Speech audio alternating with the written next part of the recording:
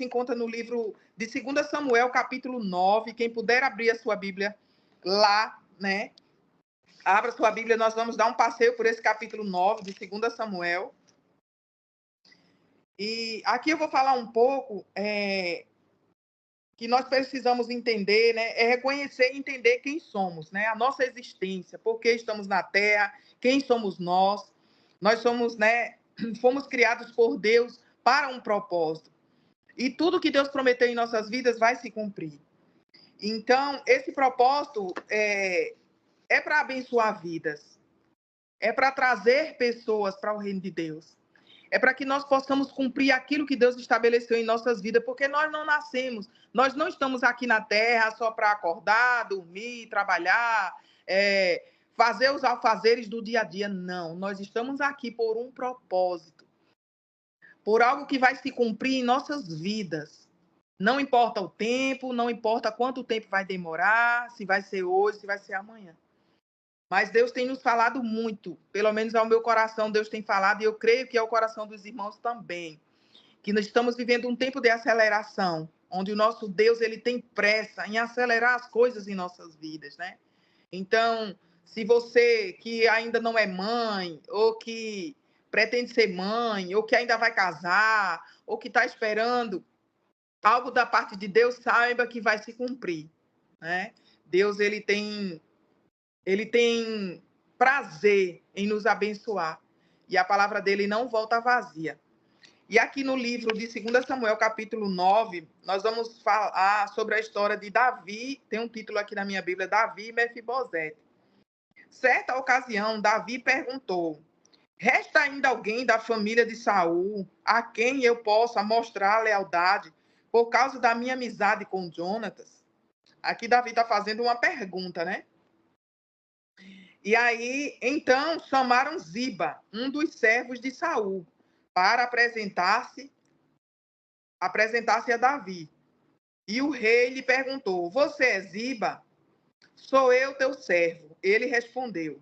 Perguntou-lhe Davi: resta ainda alguém da família de Saul a quem eu possa mostrar a lealdade de Deus, a lealdade de Deus? Por que a lealdade de Deus? Porque Deus é um Deus que ele é um Deus fiel. E nós, como filhos de Deus, nós devemos compreender que a nossa vida, ela não é nossa, né? Não Deus ele não vai fazer coisas na nossa vida só para nos beneficiar. Mas todas as promessas e o propósito de Deus para a nossa vida também envolve outras pessoas.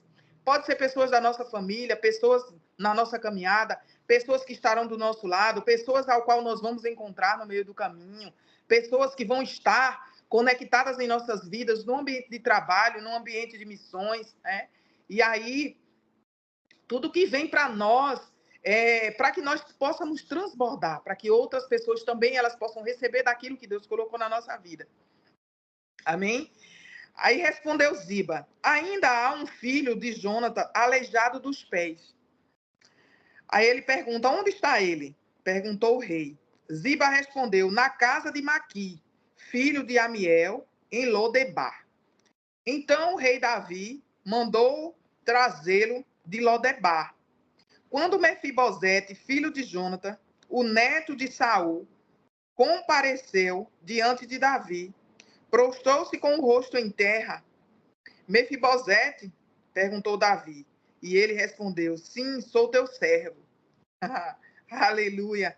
Não tenha medo, disse-lhe Davi, pois é certo que eu o tratarei com bondade, por causa da minha amizade com Jonathan, seu pai. Oh, Jesus, tu és muito bom. Porque aqui é o próprio Deus, né, que não fez Davi esquecer, né? Porque Davi, em nome do nosso Deus, ele disse: quem ainda, né, da família de Saul, que eu possa mostrar misericórdia, bondade, lealdade, que eu possa abençoar, que eu possa devolver. Por quê? Porque Davi era um rei que já era tão abençoado, que Deus fez tantas coisas na vida dele. Porque mesmo mediante a todas as perseguições, sofrimentos da parte de Saul, que tentou matar Davi por diversas vezes, destruir, né, a vida dele, família e tudo, mesmo assim, ele sabia quem ele era. É uma das coisas que assim o Senhor tem trazido muito ao meu coração, para falar para as pessoas sobre a identidade delas, de quem elas são. Nós precisamos saber quem somos em Deus e quem é Deus. Porque às vezes tem pessoas que dizem assim, ah, mas eu estou com essa enfermidade, e estou com essa dor de cabeça, eu estou sentindo isso, mas é propósito de Deus para a minha vida. Não é. Quem conhece Deus sabe que Deus não é mau. Deus não é um homem que age com maldade ou com vingança, né? Deus é um Deus bom, o caráter de Deus é bom. Então, nós precisamos compreender como é e quem é o caráter de Deus, do nosso Senhor, do nosso Pai, para que a gente não fique muitas vezes vivendo numa vida de achar que Deus ele pode colocar algo ruim em nós, né? Para que nós, possamos compreender quem é Ele, né? Tem até um hino que eu, assim, que eu não sou muito fã desse hino, não, né? Ele tocou muito, até eu já louvei, mas eu acho ele um pouco estranho. Depois eu comecei a meditar, né? Que tem aquela parte, Deus me deu, Deus tomou, bendito seja o nome do Senhor, que é mais sobre aquela questão de Jó, né? Só que Deus, ele não é um Deus que coloca enfermidades, coisas ruins na vida das pessoas, né? Porque ele fala, né, que até nós que somos maus queremos dar o melhor para os nossos filhos, porque ele, que é o nosso Deus, iria dar algo ruim para nós, né? Não, não é o caráter de Deus. Não é a vontade de Deus. E se um dia você escutar alguém dizer, ah, tu está passando por isso porque foi Deus que quis, né? É Deus que quer, porque Deus quer te castigar, porque Deus está provando a tua fé, Deus está provando. Não é verdade. Deus não prova ninguém, né? Deus, ele nos coloca, muitas vezes, ele permite situações em nossas vidas para que nós possamos aprender a lidar, a sair, a administrar, a conduzir as coisas, né? Porque nós, muitas vezes, não sabemos conduzir as coisas. Chega uma dificuldade, uma situação diante de nós, uma coisa tão pequena, e acaba se transformando em algo tão ruim, tão grandioso, porque a gente fica alimentando. E eu falo isso porque eu já passei por essas situações, né? Ainda passo muitas vezes, e de repente vem aquele estalo e diz, ó, para com isso, não é bem assim, vamos recalcular essa rota aqui, vamos começar a apresentar aqui ao Senhor, o que é que Deus, o que é que eu posso fazer? Por que eu falo isso, meus irmãos? Porque muitas vezes, ou na grande maioria das vezes, nós só buscamos a Deus quando o negócio está apertado. A gente fica procrastinando as coisas, procrastina. Quando aquilo ali tomou tomou uma proporção muito grande, aí é que a gente vem para os pés do Senhor. E muitas vezes tem situações que já avançou demais do tempo, sabe?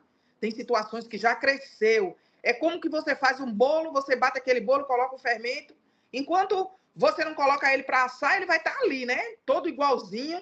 Mas quando você coloca ele dentro do forno, que começa a aquecer aquele bolo, e aí ele começa a subir, né? Ele começa a inchar, né? A crescer, que muitas vezes, em situações, se você errou a dose do fermento, vai transbordar, né?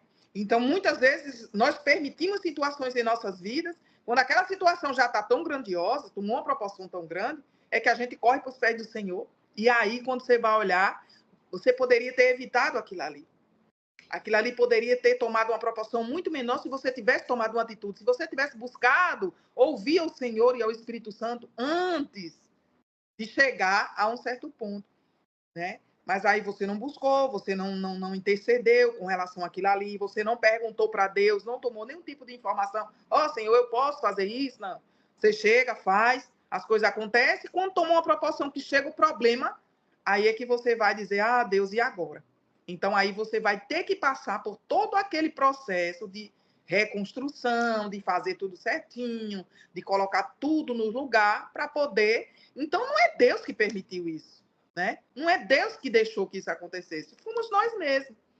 Então a gente tem muitas vezes tem muitos cristãos que estão pegando e deturpando o caráter de Deus, dizendo que Deus permite isso para nos testar, para nos ferir, para nos magoar. Qual é o pai que vai magoar um filho? Isso não existe. Isso não existe.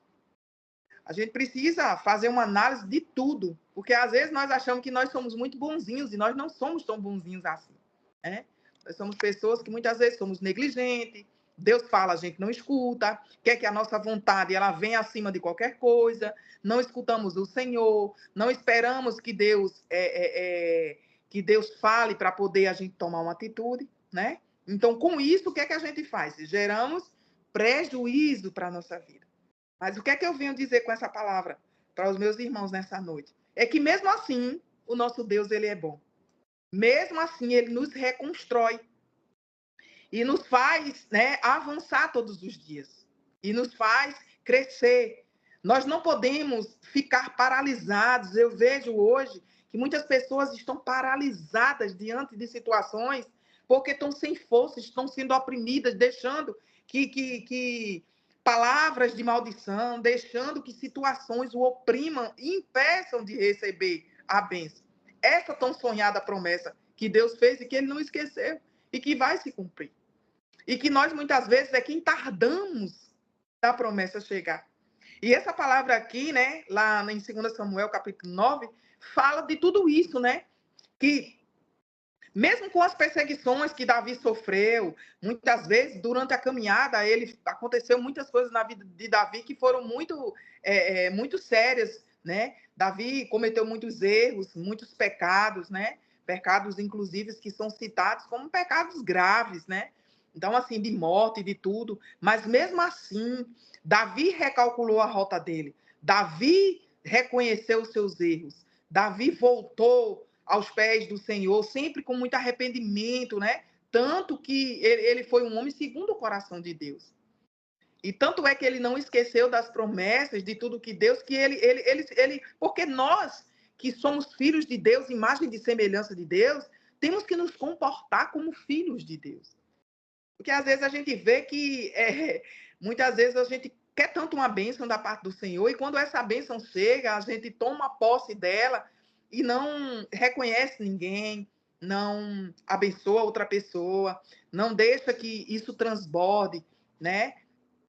E não foi o caso de Davi nessa passagem aqui, né? Ele estava já como um rei, muito abençoado, então ele lembrou, o próprio Deus fez ele lembrar, existe alguém, né, da família de Saul ainda, né, que eu possa honrar, que eu possa agir com misericórdia, com benevolência sobre a vida dessa pessoa, né? E Davi era muito amigo de Jonatas, né? E aí ele ficou sabendo aqui, né, de que existia Mefibosete, que morava em Lodebar, e que ele pediu que fosse buscar, que ele desejava honrar Mefibosete. Ele desejava honrar essa descendência de Saul.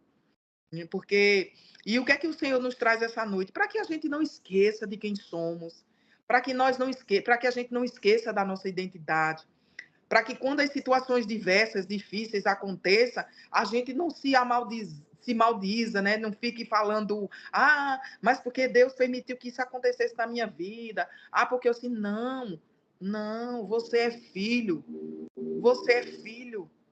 Por mais que as dificuldades cheguem, Deus sempre vai querer o melhor para você. Deus não quer que nós andamos em miséria, em sofrimento. Deus não quer que andemos em discórdia. Não, não, não, não, não, não, não, não. Nós somos filhos, temos a identidade de Cristo. A Bíblia fala que nós somos sacerdotes, né? Nós somos uma geração de Deus eleita. Eu vou falar uma passagem aqui. Deixa eu dar uma olhadinha aqui. Aqui no livro de 1 Pedro, né? 1 Pedro, no capítulo 2, no verso 9 e 10, fala da nossa identidade em Cristo Jesus, que é: vocês, porém, são geração eleita, sacerdócio real, nação santa. Nós somos santos diante de Deus. E muitas vezes a gente escuta a pessoa: santo, eu não sou santo, santo só Deus. Sim, Deus é santo, mas ele deseja que nós andemos em santidade. Ele deseja que nós tenhamos uma vida de santidade.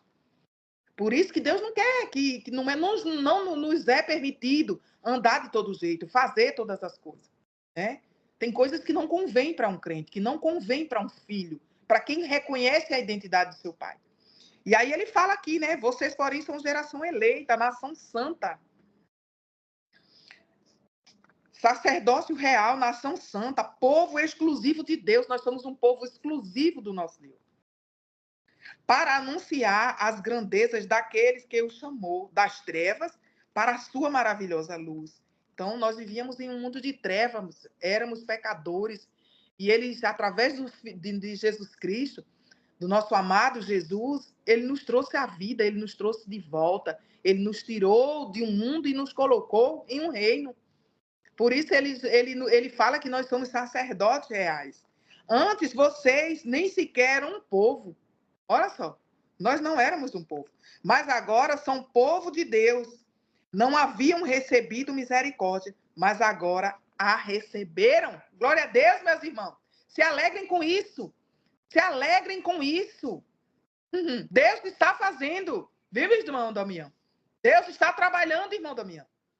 Deus está trabalhando, Ele está fazendo. Fique firme, não baixe a cabeça. Se levante. Dê a ordem aí dentro da sua casa. Aí quem manda, quem governa é o Senhor. Porque Deus lhe deu autoridade para governar. Deus lhe deu autoridade para governar. Louvado seja Deus. Amém, Jesus. Tu queres falar, Senhor? Fica à vontade. Nós te ouvimos, Espírito Santo, porque tu és bom. Tu és o nosso Deus. Louvado seja o nome do Senhor. Olha aqui, irmão Damião. O que é que o Senhor fala aqui em Isaías 61? Mas vocês serão chamados, versículo 6 ao 8, diz assim, mas vocês serão chamados sacerdotes do Senhor, ministros do nosso Deus. Vocês se alimentarão das riquezas das nações, e do que era orgulho delas, vocês se orgulharão. Em lugar de vergonha que sofreu, o meu povo receberá porção dupla. E ao invés da humilhação, ele se regozijará em sua herança, pois herdará porção dupla em sua terra e terá alegria eterna. Porque eu, o Senhor, amo a justiça e odeio o roubo e toda a maldade. Em minha fidelidade recompensarei e com eles farei aliança eterna. Então Deus fez uma aliança eterna, meus irmãos, conosco. Viu, irmão Damião? Uma aliança eterna. Abra sua boca, declare vida neste lugar, em nome de Jesus, em nome de Jesus. Vamos seguindo. Perguntou Davi e ele respondeu, sim, o teu servo. Aí ele falou para Mefibosete, não tenha medo, disse Davi, pois é certo que eu o tratarei com bondade, por causa da amizade com Jonatas, seu pai. Isso foi uma promessa. Vou devolver-lhe todas as terras que pertenciam ao seu avô Saul, e você comerá sempre à minha mesa. Aleluia. Mefibosete prostrou-se e disse, quem é o teu servo para que te preocupes com um cão morto como eu? Então, assim, Mefibosete estava numa situação muito delicada. Tanto fisicamente, né, porque ele tinha uma deficiência física, por ele pela fala dele, assim, né, que ele se considerava um cão morto. Então, ele não se considerava ninguém. Então, trata-se de um homem das emoções abalada, né, da sua autoestima totalmente destruída, né, porque ele se considera um cão morto. Então, a gente vê que era alguém que estava muito debilitado, né, fisicamente, psicologicamente, emocionalmente, com toda certeza, né. E com certeza ele deveria estar desacreditado, sem esperança, porque quando você se considerar um cão morto, né, você já está sem esperança. Mas que nessa noite o nosso Deus possa renovar a nossa esperança, né? E Deus traz uma palavra, né? Agora eu estou entendendo porque o Senhor me deu para trazer para vocês uma palavra de ânimo, né? De alegria nessa noite. Devido às situações e às opressões, o Senhor tem dito, eu estou aqui, eu não esqueci de vocês. Clame a mim e eu vou responder. Batam a porta e eu vou abrir. Aleluia. Então o rei convocou Ziba e disse, devolvi ao neto de Saul, seu senhor, tudo o que pertencia a ele e à família dele. Vocês, filhos e seus servos, cultivarão a terra para ele. Você trará a colheita para que haja provisões na casa do neto do seu senhor. Mas Mefibosete comerá sempre à minha mesa. Ziba tinha 15 filhos e 20 servos. Então era muita bênção. Eram muitas pessoas que foram abençoadas. Então, assim, por causa de um coração, de uma promessa de Deus em abençoar aquilo que tinha sido prometido, né, para a família de Saul, Deus não tinha esquecido. Então, através de Davi, que foi buscar Mefibosete, foi alcançado. Então, que nós possamos nessa noite tomar posse dessa palavra. Então Ziba disse ao rei: o teu servo fará tudo o que o rei, meu senhor, ordenou. Assim, Mefibosete passou a comer na mesa de Davi, como se fosse um dos seus filhos. Ô Jesus, tu és muito bom. Então o Senhor, ele não esquece de nós, ele não esquece das promessas, ele não esquece daquilo que ele prometeu. O nosso Deus, ele tem prazer em nos honrar, em nos abençoar. Ele tem prazer em nos dar aquilo que precisamos para a nossa caminhada, na nossa jornada. E nessa noite que o Senhor possa trazer tudo que Ele prometeu para a vida dos meus irmãos nessa noite. E que a alegria reine à mesa de vocês. Não esqueçam da identidade que Deus colocou sobre nós através do nosso Senhor Jesus Cristo, que morreu naquela cruz. Ele entregou seu único filho por nós. Para que toda a maldade do mundo, toda a maldade da terra, tudo que se levantar contra nós, já caiu por terra, porque o nosso Jesus, ele já pagou por nós. Ele já pagou. A dívida já foi paga. Nós não temos mais dívida. Nós não temos mais conta com o inimigo. Nós não devemos nada a Satanás. Nada, absolutamente nada.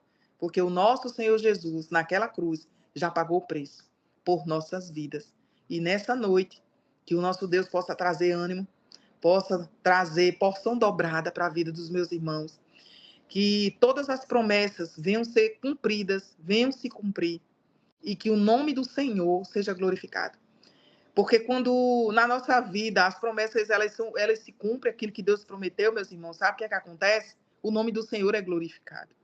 Deus tem prazer em nos abençoar. E que a graça do nosso Senhor Jesus Cristo esteja com vocês nessa noite. Que a bondade do Senhor esteja com vocês. E eu agradeço pela linda e rica oportunidade de mais uma vez estar aqui na presença do Senhor, servindo ao Senhor, servindo vocês com essa palavra. Em nome de Jesus. Em nome de Jesus. E vamos crer que vamos viver milagres. O ano ainda não acabou. Deus ainda tem mais para nossas vidas. Amém? Que Deus abençoe cada um de vocês em nome de Jesus.